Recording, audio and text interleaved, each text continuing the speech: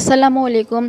आज के इस वीडियो में हम प्रैक्टिकल सेंटर का जो पेपर सॉल्व कर रहे थे, कम्प्रिहेंसिव एग्ज़ाम जो उनके सेंटर में होता है, हम उसके न्यूमेरिकल सॉल्व कर रहे थे। पार्ट बी जो था उसका हमने उसके 5 पार्ट कर लिए थे। अब हमें करना है उसका लास्ट पार्ट, क्योंकि उनके हर पार्ट में तीन प्रॉब्लम थे। ठीक है ना, हर क्वेश्चन में उनके 3 प्रॉब्लम थे। तो अब हम करेंगे ये जो हमारा लास्ट रहता है, इसका 7, 8, 9, 10 मैं आपको करवा दिया था मैंने। अब हमारे पास यहाँ पे रहता है ये 11। ठीक है। अच्छा, ये वाला पेपर मैंने अपना जो है कम्युनिटी पे शेयर किया है। अगर आपको यहाँ से सही नहीं दिख रहा तो आप वहाँ से भी जाके देख सकते हैं। तो यहाँ पे हमारे पास क्वेश्चन नंबर 11 है कि 20 gram bullet is fired from a 10 kg gun with a speed of 1000 metre per second. What is the speed of the recoil of the gun. हमें क्या है यहाँ पे गिवन, यहाँ पे हमें कहा गया है कि एक बुलेट है, उसका जो मास है वो है 20 ग्राम और जो गन है उसका है 10 kg। ठीक है। अब उसकी जो स्पीड है वो उन्होंने बता दी है हमें 1000 मीटर पर सेकेंड, और कहा है कि रिक्वायर ऑफ द गन के मतलब हमें यहाँ पे इसकी गन की वेलोसिटी फाइंड करनी है। तो यहाँ पे हमारे पास 2 मास है, तो इस तरीके से हम यहाँ पे लिखेंगे कि 2 मास है ना, तो हम एक को लिख देंगे मास ऑफ द गन और एक को हम कह देंगे मास ऑफ द बुलेट। ठीक है। वो हमारे ऊपर है कि हम M1 किसे कहते हैं और M2 किसे, क्योंकि हमारे पास 2 है। ठीक है। तो एक को हम M1 कह देंगे और एक को हम M2 कह देंगे। तो ये जो हमारा है ये 11 है, प्रैक्टिकल सेंटर का मैट्रिक क्लास का जो पेपर था ये वो है। ठीक है। हम बना लेते हैं इसका डेटा। हमें मास गिवन है गन का भी और बुलेट का भी। तो पहले मैं M1 जो है उसको मैं गन है उसको हम M1 कंसिडर करेंगे और जो बुलेट है उसको M2। ठीक है। तो इस तरीके से जितनी जहाँ जहाँ वेलोसिटी में 1 लिखा होगा वो गन का होगा, और जहाँ जहाँ 2 लिखा होगा वो बुलेट का होगा। ठीक है। तो अब हम यहाँ पे स्टार्ट कर देते हैं। तो यहाँ पे हम लिखेंगे mass of the gun. Mass of the gun हमें गिवन है mass of gun equal M1। ठीक है। वो कितना है, वो हमारे पास है 10 kg। उसके बाद हमें गिवन है मास ऑफ द बुलेट। ठीक है। तो हम यहाँ पे लिखेंगे मास ऑफ बुलेट, जिसे हम कंसिडर कर लेंगे M2, और वो हमारे पास है कहाँ है 20 ग्राम। ठीक है। अच्छा, अभी देखें जैसे कि अगर ये मेरे हाथ में गन है। ठीक है। जो मार्कर है ये गन है, तो अभी ये गन कहाँ है, गन मेरे हाथ में है, और जो बुलेट है वो बुलेट कहाँ है, वो इस गन के अंदर है। इसका मतलब ये है कि जो गन की इनिशियल वेलोसिटी है और जो बुलेट की इनिशियल वेलोसिटी है वो दोनों क्या है, वो दोनों ज़ीरो हैं, क्योंकि गन रुकी हुई है वो मेरे हाथ में है और जो बुलेट है वो कहाँ है, वो गन के अंदर है। इस वजह से दोनों की जो इनिशियल वेलोसिटी है वो ज़ीरो है। तो हम यहाँ पे लिखेंगे इनिशियल वेलोसिटी ऑफ गन, जिसे हम कहेंगे U1, वो भी ज़ीरो होगा, और जो इनिशियल वेलोसिटी ऑफ बुलेट है जिसे हम कहेंगे U2, वो भी क्या होगी, वो भी होगी ज़ीरो। तो यहाँ पे हम लिख लेते हैं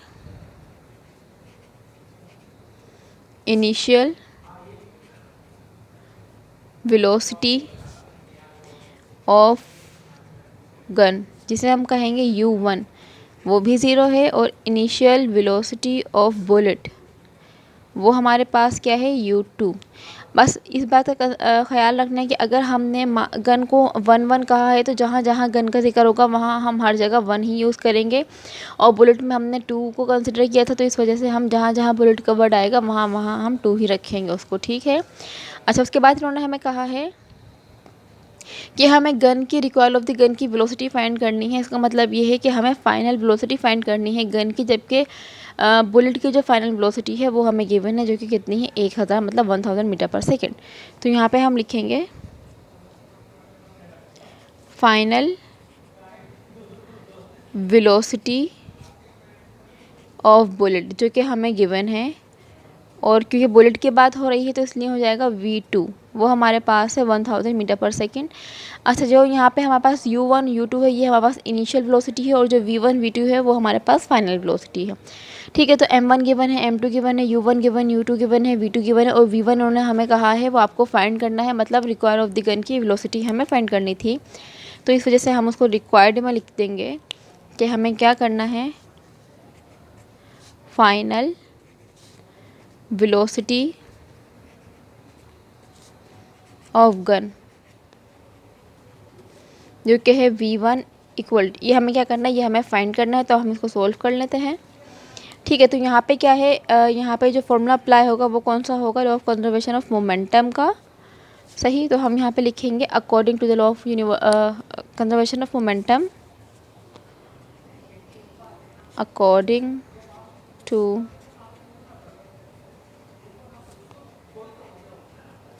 कंजर्वेशन ऑफ मोमेंटम,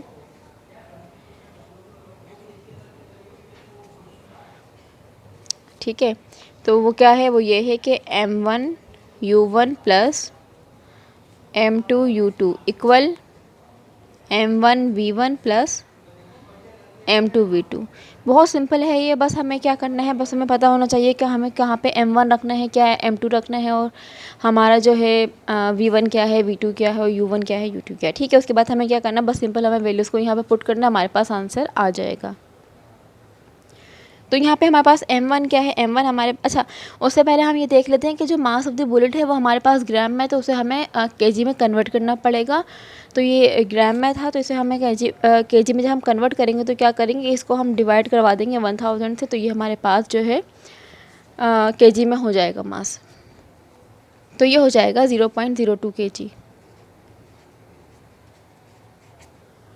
सही, अब हम यहाँ पे क्या करेंगे, वैल्यूज़ को पुट कर देंगे। m1 हमारे पास क्या है, m1 हमारे पास है 10, u1 0 है, m2 हमारे पास है 0.02 और u2 भी क्या है 0। ठीक है, m1 फिर क्या है, m1 10 है और v1 हमें फाइंड करना है, तो v1 हमने ऐसे ही लिख दिया।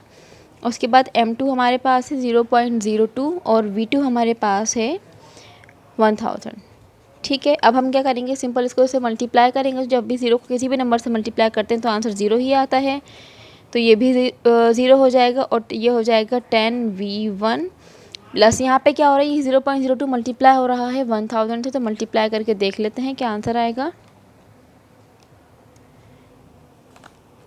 1000 मल्टीप्लाई बाई 0.02, आंसर आया है हमारे पास 20। ठीक है, 20। अब क्योंकि हमें यहाँ पे v1 फाइंड करना है, प्लस का 20 है, वहाँ देखिए क्या हो जाएगा, माइनस का हो जाएगा। तो ये हो जाएगा यहाँ पे आके माइनस का 20, ये हो जाएगा 10v1, क्योंकि v1 फाइंड करना था 10 मल्टीप्लाई का, वहाँ जाके डिवाइड का, तो 20/10। और जब हम इसको इससे डिवाइड करेंगे तो क्या हो जाएगा, 10 1 × 10 10 2 × 20। तो इस तरीके से v1 जो है हमारे पास वो है माइनस का 2 मीटर पर सेकेंड। ठीक है, यहाँ जो माइनस का साइन है वो किस वजह से आया है, वो इस वजह से आया है कि जब हम फायर करते हैं, जैसे कि ये हमारे पास गन है, तो जो बुलेट है वो कहाँ जाएगी, बुलेट आगे की तरफ जाएगी, और जो गन एकदम से जो हमें झटका लगता है वो कहाँ लगता है, पीछे की तरफ लगता है। ठीक है, तो डायरेक्शन क्या हो जाती है, चेंज हो जाती है, तो इस वजह से यहाँ पे जो है माइनस का ये साइन आया है। तो ये हमने क्वेश्चन नंबर 11 का पहला पार्ट सोल्व कर लिया है। अब हम चलते हैं इसका जो सेकेंड पार्ट है इसी में, वो देख लेते हैं कि उसमें क्या गिवन है। अच्छा, ये हमारे पास जो बुक का प्रॉब्लम है 4.5 उसी की तरीके से, बस यहाँ पर कुछ वैल्यूज़ चेंज हैं। ठीक है, तो ये बुक का जो हमारा चैप्टर नंबर 4 का जो 5वां प्रॉब्लम है ये उसी की तरीके से। अब हम आते हैं इसके दूसरे पार्ट की तरफ।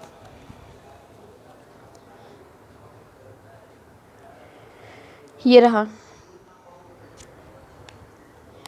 कैलकुलेट दी अमाउंट ऑफ, यहाँ पे आपको दिख रहा होगा, ये नहीं, अगर आपको ये नज़र आ रहा तो आप जो है मैंने शेयर किया है ये पेज, आप मतलब ये अपने पेज पे मैंने ये शेयर किया है पेपर, आप वहाँ पे जाके देख सकते हैं।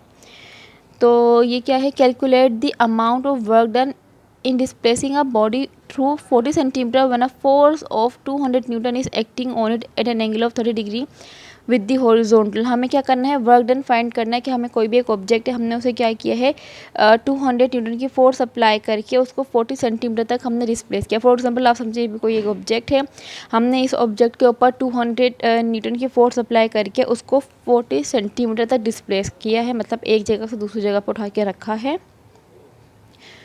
तो वो ये कह रहे हैं कि जो यहाँ पे जो एंगल है, मतलब जो फोर्स लगाने में जो हमने एंगल है वो कितना है, जैसे कि इस तरीके से आप समझें कि कुछ इस तरीके से फोर्स अप्लाई हो रही है। तो यहाँ पे ये जो एंगल है, ये जो बन रहा है एक्स एक्सिस के साथ, ये बन रहा है 30 डिग्री का।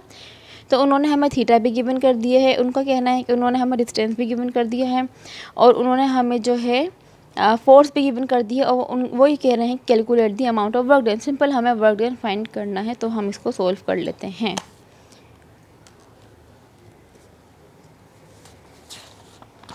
ये 11 का ही है, तो इसको मैं और करके कर देती हूँ।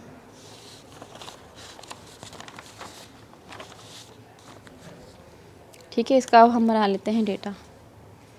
ये और ही है,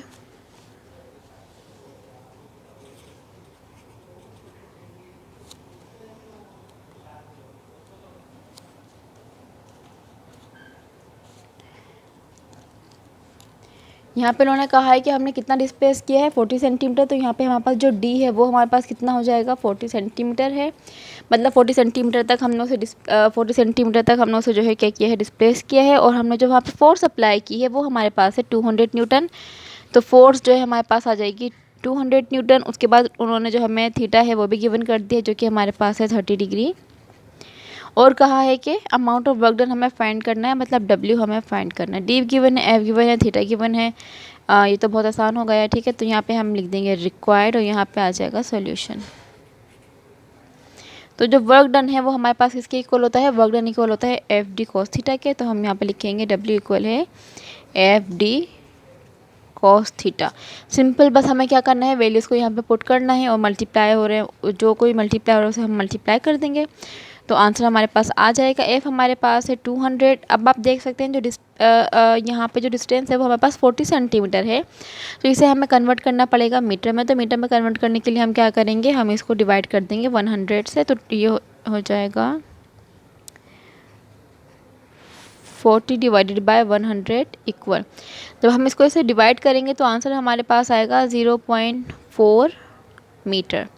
ठीक है, तो f की जगह 200 आ गया, d की जगह क्या आ जाएगा 0.4, कोस की जगह कोस आएगा 30, थीटा की जगह क्या आ जाएगा 30 डिग्री। अब हमें क्या करना है, इसको फाइंड करना है, सोल्व करना है। तो जब हम 200 को 0.4 से मल्टीप्लाई करेंगे तो आंसर आएगा 80। और cos 30 जो है हमें पता है वो इक्वल होता है 0.866 के। आपको क्या करना है, इसका जो चार्ट है, मैथ की बुक में भी चार्ट बना हुआ है, आपको वो तमाम वो वैल्यूज़ याद होने चाहिए कि 30, 60, 90 और 0 डिग्री पे cos, sin और tan क्या क्या उनकी वैल्यूज़ होती हैं। कम से कम आपको ये वाला चार्ट याद होना चाहिए।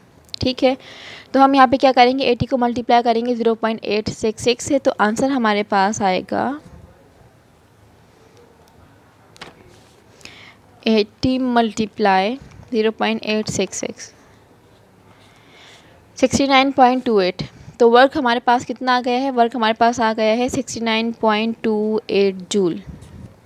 और ये जो है हमारे पास प्रॉब्लम, ये हमारे पास 8.1 की तरह, मतलब चैप्टर नंबर 8 का जो पहला प्रॉब्लम है ये उसी की तरीके से है। आप वहाँ पे जाके देख सकते हैं, बस कुछ वैल्यूज़ चेंज हैं, बाकी तकरीबन वही कुछ है। सही, अब हम चलते हैं इसका जो एक और पार्ट यहाँ पे हमें गिवन था, जो कि है थर्ड इसका पार्ट था, वो क्या है, कैलकुलेट दी ये हम कर चुके हैं, हाँ ये है, calculate the amount of work done in displacing a charge of 5 microcoulomb from point A to B if A is at a potential of -60 volt and B is at 10 volt. हमें क्या करना है, amount of work done find करना है। आप इस तरीके समझें, ये हमारे पास एक चार्ज है, ठीक है, ये चार्ज यहाँ पे रखा हुआ है। तो ये पॉइंट है हमारे पास ए पॉइंट है, और ये पॉइंट हमारे पास क्या है, बी पॉइंट है। ठीक है, तो वो ये कह रहे हैं कि हमने इस चार्ज को क्या किया है, ये चार्ज जो है इस ए पॉइंट से बी पॉइंट की तरफ गया है। कहाँ से, ए से कहाँ पे गया है, बी की तरफ गया है। और जो चार्ज है वो हमें बता दिया है कि वो 5 माइक्रोकूलम का है। और ये जो पॉइंट ए है ना, ए पॉइंट और बी पॉइंट, तो इनके जो पोटेंशियल डिफरेंस है वो भी हमें गिवन है कि जो पॉइंट ए है उसका जो पोटेंशियल है वो -60 वोल्ट है, और जो पॉइंट बी है उसका जो पोटेंशियल है वो हमारे पास 10 वोल्ट है। मतलब इन दोनों पॉइंट के पोटेंशियल हमें गिवन कर दिए हैं, चार्ज हमें गिवन कर दिया है, और वो हमें ये कह रहे हैं कि आप ये बताएं कि कितना वर्क डन हुआ होगा इस चार्ज को इस पॉइंट से इस पॉइंट तक आने में या पहुंचने में। जो वर्क डन हुआ होगा हमें इनको वो बताना है। और ये वाला जो प्रॉब्लम है वो हमारा चैप्टर नंबर 16 का जो पहला प्रॉब्लम है ये उसी की तरीके से, मतलब इसमें कुछ वैल्यूज़ चेंज हैं, बाकी ये तकरीबन वही है। ठीक है, तो हम इसको सॉल्व कर लेते हैं। तो ये भी हमारे पास 11 का ही और है, तो यहाँ पे हम करके लिख देंगे डेटा। ठीक है, चैप्टर नंबर 16 है, उसका पहला जो प्रॉब्लम है उसी की तरीके से हमें यहाँ पे चार्ज गिवन है। चार्ज कितना है इसका, 5 माइक्रोकूलम, 5 माइक्रोकूलम। और ये बात मैं आपको पहले भी बता चुकी हूँ कि माइक्रो जहाँ भी होगा उसका मतलब होता है 10 की पावर -6। सही, अच्छा, उसके बाद हमें क्या है, पोटेंशियल गिवन है ए का भी और बी का भी। तो हम यहाँ पे इस तरीके से लिख दें वी ए और एक हो जाएगा वी बी, मतलब पोटेंशियल 8 पॉइंट ए और पोटेंशियल एट पॉइंट बी। तो जो ए पॉइंट पे है वो हमारे पास है माइनस का 60 वोल्ट और जो बी पॉइंट पे है वो हमारे पास है 10 वोल्ट। ठीक है, तो अब उनका कहना ये है कि find the calculate the amount of work done, मतलब हमें डब्ल्यू फाइंड करना है कि कितना यहाँ पे वर्क डन हुआ होगा। तो ये हम लिख देंगे रिक्वायर्ड में, उसके बाद हम हेडिंग डालेंगे सॉल्यूशन की, और अब हम लगाएंगे फॉर्मूला, और फॉर्मूला हमें पता है कि वर्क डन इक्वल होता है Q इंटू वी, मतलब चार्ज को जब हम पोटेंशियल डिफरेंस से मल्टीप्लाई करवाते हैं या प्रोडक्ट लेते हैं उसको, तो वो इक्वल होता है वर्क डन के। तो अब आप देख सकते हैं कि यहाँ पे हमारे पास W हमें फाइंड करना है, Q हमें गिवन है, लेकिन जो पोटेंशियल है वो हमें दो गिवन है, मतलब एक पॉइंट ए पॉइंट बी।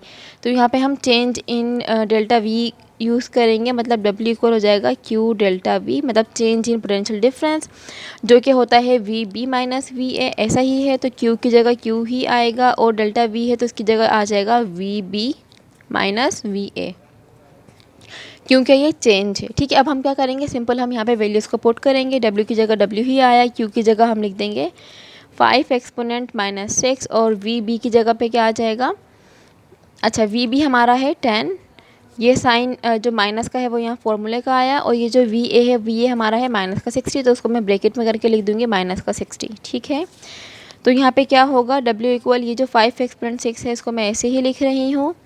तो यहाँ पे क्या हो जाएगा, 10 की जगह 10 ऐसे ही आएगा, माइनस माइनस प्लस, और ये क्या हो जाएगा 60। तो यहाँ क्या करेंगे, हम इसको ऐड करेंगे, 10 प्लस 60 कितना होता है, ये हो जाएगा 70। तो W इक्वल 5 एक्सपोनेंट माइनस 6, ये हो जाएगा 70। सिंपल हम क्या करेंगे, इसको मल्टीप्लाई करवा देंगे। जब हम इसे मल्टीप्लाई करेंगे तो आंसर हमारे पास क्या आ जाएगा, आंसर हमारे पास आएगा 3.5 एक्सपोनेंट माइनस 4, और यूनिट क्या होता है वर्क का, उसका यूनिट होता है जूल। तो इस तरीके से यहाँ पे क्या आ गया है, जूल इसका आंसर आ गया है। और ये हमने जो है इसका लास्ट पार्ट भी सॉल्व कर लिया है। तो अगर आपको इसमें कोई भी कन्फ्यूजन या प्रॉब्लम हो तो आप मुझसे पूछ सकते हैं। ये प्रॉब्लम नंबर 16.1 की तरह ही है, और 16 जब मैंने समझाया था तो काफ़ी डिटेल में आपको मैंने सब कुछ ये बातें बताई थी। तो अगर आपको कोई भी कन्फ्यूजन या कुछ भी पूछना हो तो आप मुझसे पूछ सकते हैं। अपना ख्याल रखें, अल्लाह हाफिज़।